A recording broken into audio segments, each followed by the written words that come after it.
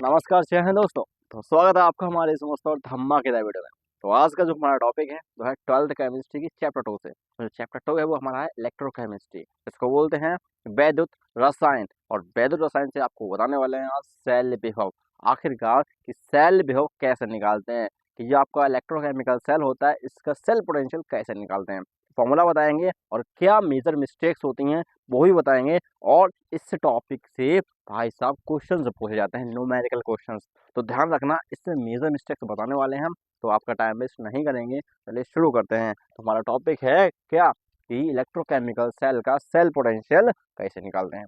तो आपको दिख रहा है ये क्या है, एक इलेक्ट्रोकेमिकल सेल है जिसका काम बस इतना सा होता है कि केमिकल एनर्जी को कन्वर्ट कर देता है इलेक्ट्रिकल एनर्जी में। मतलब बहुत कहने का सिंपल है, सिंपल चीज है कि यहाँ से केमिकल रिएक्शन होती है इसमें, और केमिकल रिएक्शन से आपको मिलती है इलेक्ट्रिसिटी।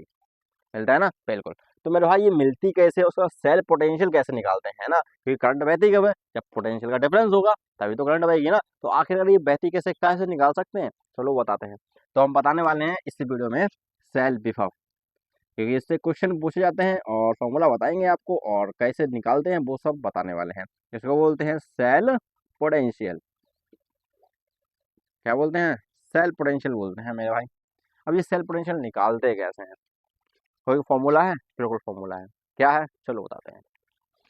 तो मेरे भाई आ जाओ बताते हैं। सेल विभव, हाँ, सुनो, कॉल सुने हो, कॉल सुनते हैं, कॉल। कॉल के दो वर्ड उठा लो, आगे के दो वर्ड, एक सी और एक ए, सी और ई। और इसमें करना क्या है, सुनो। यहाँ पर आपको सेल पोटेंशियल जो निकालना ना, जिसको बोलते हैं ई सेल, इसका मतलब होता है ईएमएफ, मतलब कि इलेक्ट्रोमोटिव फोर्स। समझ रहे ना, मतलब कि इस सेल का पोटेंशियल डिफरेंस क्या होगा, है ना, विभव कितना होगा। तो ई सेल होता है मेरे भाई। अब इसकी वैल्यू क्या होती है, जो कि होती है मतलब ई नॉट कैथोड, मतलब ई कैथोड माइनस ई एनोड, ई कैथोड माइनस ई एनोड करना है। इसमें मतलब क्या है, यहाँ पर आपको जो आपका कैथोड इलेक्ट्रोड है उसका विभव लेना है। किसका, कैथोड इलेक्ट्रोड। ये रहा आपका कैथोड, देख सकते हो आपका डेनियल सेल है, इसमें जो कैथोड है वो कॉपर का होता है ना मेरे भाई। तो यहाँ पर जो कॉपर आई है, मतलब कॉपर की जो प्लेट है, जो इलेक्ट्रोड है, इसका विभव कितना होगा वो यहाँ पर रखना पड़ेगा। और फिर मेरे भाई यहाँ पर एनोड का रखना पड़ेगा। किसका रखना है, एनोड का।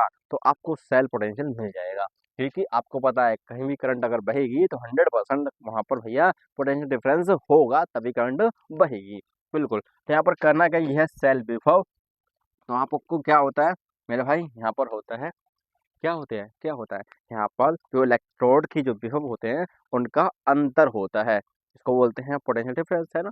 तो मेरे भाई ई कैथोड माइनस ई एनोड, कैथोड इलेक्ट्रोड का विभव माइनस एनोड इलेक्ट्रोड का विभव, माइनस कर दिया, आपको सेल का पोटेंशियल मिल जाएगा। अब बात करते हैं यहाँ पर वैल्यू कौन सी रखनी है, कैथोड एनोड तो आपको बता दिए। अब ये सी ए का चक्कर था, सी का मतलब था कैथोड और ए का चक्कर था एनोड, क्योंकि सी का मतलब क्या होता है, आगे आना है और ए बाद में, ठीक है।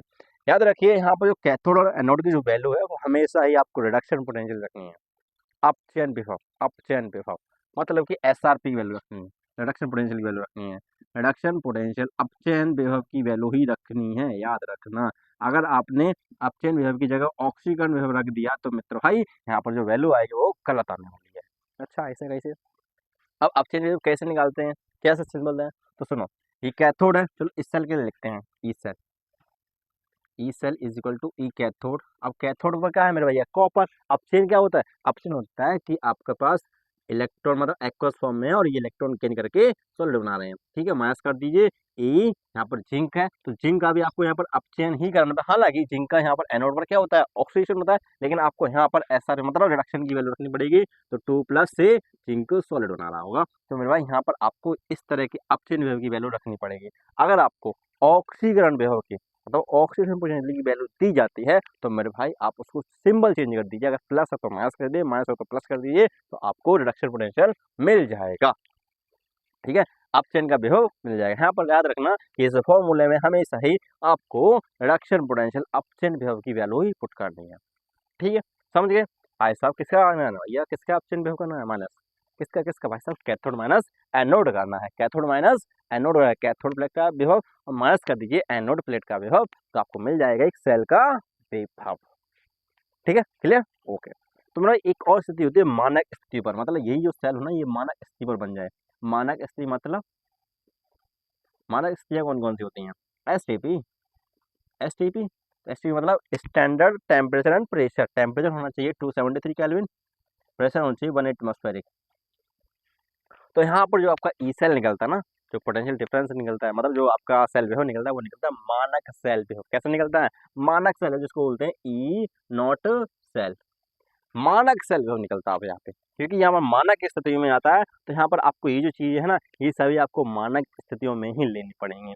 तो यहाँ पर आपको लेना पड़ेगा E naught cathode minus E naught anode, और यहाँ पर भी आपको वैल्यू रिडक्शन पोटेंशियल की ही रखनी है, यहाँ पर भी आपको वैल्यू एसआरपी की ही रखनी है, स्टैंडर्ड रिडक्शन पोटेंशियल याद रखना, क्योंकि यहाँ पर आपकी मानक स्थिति है इसलिए यहाँ पर स्टैंडर्ड ही रखने पड़ेंगे। ठीक है, तो मेजर मिस्टेक्स क्या होती है कि यहाँ पर जो एनोड होता है ना इस पर होती है ऑक्सीजन की रिएक्शन, क्योंकि ऑक्सीजन क्या करता है, ऑक्सीजन बोलता है मेरे भाई जिंक से Zn2+ 2 इलेक्ट्रॉन निकाल रहा होता है ना, और अपनी ऑक्सीजन नंबर बढ़ा रहा होता है, तो वहां पर जिस प्लेट पर ऑक्सीडेशन हो रहा होता है उसका आता है ऑक्सीडेशन विभव, ऑक्सीडेशन पोटेंशियल मतलब ऑक्सीकरण का विभव आता है। इसलिए आपको यहाँ पर कौन सी वैल्यू रखनी है, रिडक्शन की वैल्यू रखनी है, रिडक्शन पोटेंशियल की। ठीक है, याद रखना, अगर यहाँ पे वैल्यू ऑक्सीडेशन की प्लस की है तो यहाँ पर अगर आप रिडक्शन में कन्वर्ट करोगे, Zn2+ में कन्वर्ट करोगे, Zn2+ से Zn में जाओगे तो मतलब ये वैल्यू नेगेटिव हो जाएगी। कैसे हो जाएगी, नेगेटिव हो जाएगी।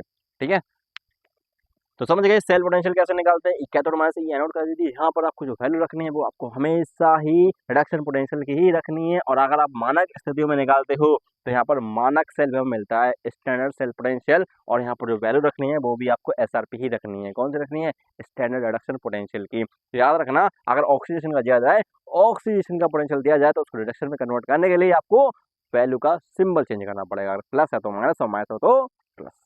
ठीक है, तो आज का हमारा टॉपिक बस इतना सा था। गर्मी बहुत ज़्यादा हो रही है और फ़ोन भी बहुत ज़्यादा हीट हो सकता है, इसलिए आज के लिए बस इतना सा ही। ठीक है, चलते हैं। राम राम, जय, ख्याल रखें अपना और थोड़ा सपोर्ट कर दीजिए जिससे हम आपके लिए और भी मज़ेदार और शानदार सी वीडियो ला सकें। ठीक है,